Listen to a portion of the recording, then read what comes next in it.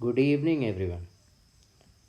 Children, today we will talk about accounting for goodwill.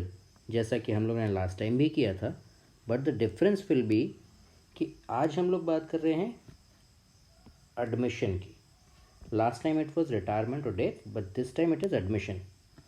Admission में क्या होता है, we have a new partner coming in, तो obviously वो कुछ गुडविल लेके आता है. क्या सिचुएशंस हैं, वो 4 कंडीशंस बनती हैं उसमें, और वो अकाउंटिंग की एंट्रीज कैसे बनती हैं, that is what is going to be discuss today.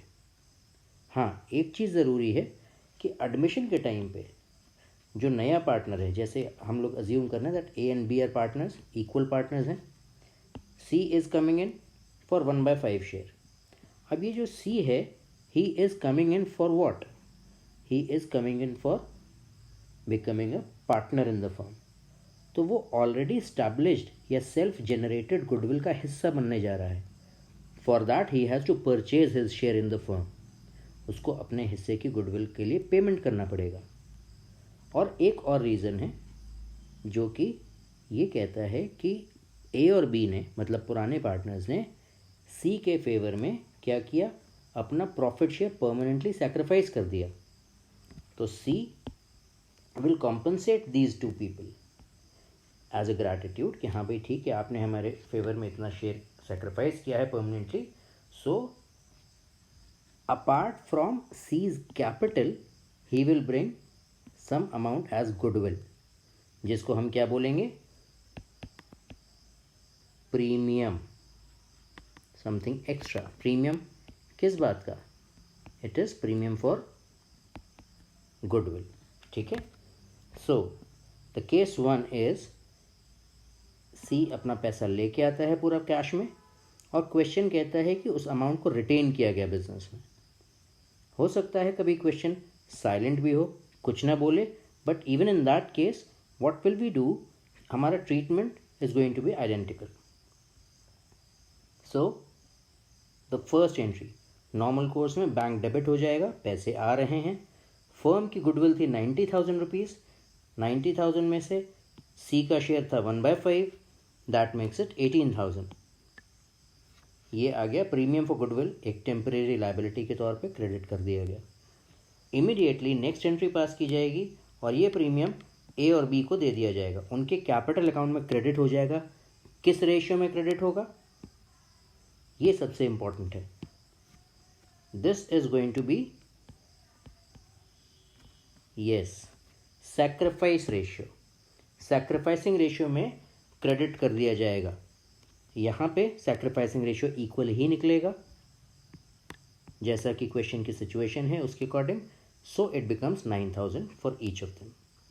तो फर्स्ट एंट्री इज दिस, जब पैसे रिसीव हुए. Second entry, we are transferring the amount to their capital accounts. In which ratio? Yes, sacrificing ratio. ये था most ideal situation, simple situation. Now we move further, come to the case 2. पैसे लेके आ रहा है, पिछली बार भी ला रहा था, लेकिन अब की बार क्या हुआ, प्रीमियम अमाउंट जो आया ए और बी के कैपिटल अकाउंट में तो चला गया, लेकिन उनका कहना है कि नहीं भाई, हम इतने से हमें सेटिस्फैक्शन नहीं है, हम ये पैसा विड्रॉ करेंगे, हम फर्म से पैसा निकाल लेंगे. तो ठीक है, फर्स्ट एंट्री और सेकेंड एंट्री बिल्कुल आइडेंटिकल है. पैसे आ रहे हैं और कौन से रेशियो में डिवाइड हो रहे हैं, सैक्रिफाइस के रेशियो में. ठीक है. इसके बाद इस सेकंड केस की जो कोर एंट्री है या जो डिफरेंट एंट्री है पिछले के मुकाबले, that is this third one. क्या हुआ यहाँ पे, ए और बी ने अपना पैसा विड्रॉ कर लिया, इसलिए वो डेबिट हो गए और कैश या बैंक को क्रेडिट कर दिया. अब अगर यहाँ पे क्वेश्चन कहता कि नहीं भाई 60% विड्रॉ किया, तो हमारा 9,000 नहीं होता, इसका 60% होता, वो अमाउंट विड्रॉ होता. ठीक है. Then we come to the third stage. अगर सिचुएशन ऐसी है that C is not able to bring his goodwill share, cash kind कैसे भी नहीं ला पा रहा, तो हम क्या करेंगे, हम मतलब कौन, ए और बी. अब ए और बी यहाँ पे बहुत लालची लोग हैं. वो कह रहे हैं कि भाई तुम पार्टनर तो बन रहे हो, हम लोग दोस्त हैं, अच्छी बात है, लेकिन कोई बात नहीं, गुडविल नहीं आ रही, नो प्रॉब्लम, हम तुम्हारी कैपिटल में से उतना पैसा गुडविल मान लेते हैं और तुम्हारी कैपिटल को उतने से रिड्यूस कर देते हैं, मतलब कैपिटल में से गुडविल का अमाउंट काट लिया जाएगा। तो एंट्री क्या बनी? अब देखो कैपिटल बढ़ती है तो क्रेडिट करते हैं, लेकिन अब तो हम कैपिटल रिड्यूस कर रहे हैं सी की, इसलिए उसको डेबिट कर दिया 18,000 जो उसका शेयर था। भाई 90,000 थी फर्म की goodwill and his share is 1/5, that makes it 18। और फिर वही पुराने तरीके से जैसे बताया था पहले, सैक्रिफाइस रेशियो में डिवाइड हो गया। लेकिन इस एंट्री में एक प्रॉब्लम आती है, जब हम लोग इसको लेजर अकाउंट में पोस्ट करते हैं, कैपिटल अकाउंट में पोस्ट करते हैं, तो this becomes the only entry जो एक कॉन्ट्रा एंट्री की तरह डेबिट और क्रेडिट दोनों में पोस्ट की जाती है। जब आप करेंगे तो you will realise this. So in order to avoid that situation and get a easy bypass to the whole treatment, हम क्या करेंगे? देखिए, हम सी के नाम का एक करंट अकाउंट ओपन कर देंगे 18,000 रुपये, और वही सेक्रीफाइसिंग रेशियो में ये डिवाइड हो जाएगा, ख़त्म। और ये जो करंट अकाउंट है ये कहाँ पहुँचेगा?